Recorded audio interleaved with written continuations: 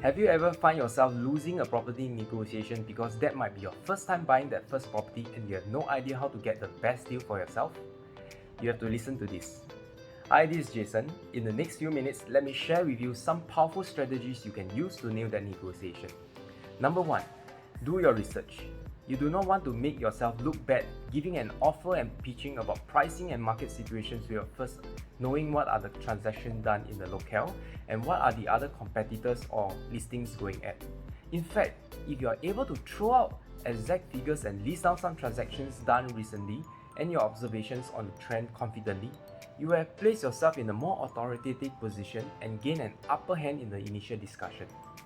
Number 2.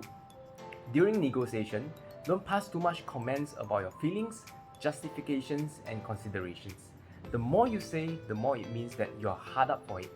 How many times have you heard of the other party trying so hard, justifying their price point and going round and round talking about the same old thing, hoping that you will accept what they have to offer? Present your offer confidently, professionally, and assertively. Cut short your explanation and don't repeat the same meaning in more ways than one. Number 3. Be reasonable. Show the other party that you're sincere and not just there to lowball if you're the buyer, or putting up an unrealistic pricing as the seller, because you will then end up wasting time showing and helping your competitors to close their units. Always choose to be advised by your trusted realtor if you just don't have the bandwidth to do your own research. Let the professional do their job. This way you will find more value during the process. Number 4. Time.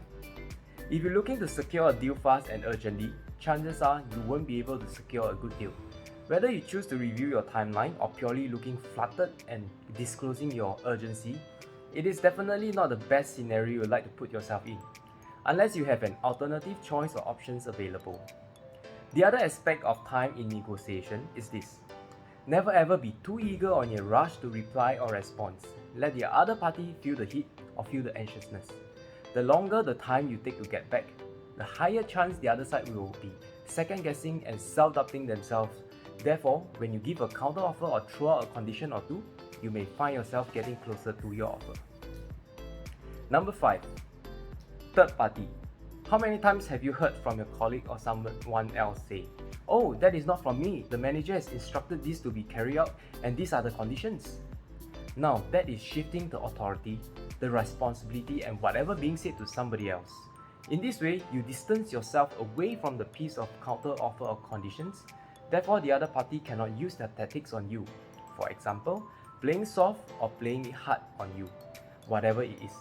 Thus, you can prevent yourself from getting swayed emotionally or persuaded to give in to their terms and conditions or price. This is why there is a compelling reason that you should engage a professional, being that third party, to negotiate on your behalf to your benefit. Now that I've shared a few negotiation tricks, here is a situation that you do not want to happen. Always be aware of the possibility of a competing offer or alternative course of action from the other side. You never know if you may be beaten out of the game without knowing why. It takes a pro to be able to sense and know what's going on behind. Again, don't believe what I just told you, try it out yourself. There's so many more methods and strategies in negotiation that I've utilized over these years, and it can be so fluid, giving me 1001 ways to skin the cat. I thoroughly enjoy the process of winning negotiations or derive them into a win-win situation. If you find these strategies helpful, leave a comment in the section below. Ta-ta!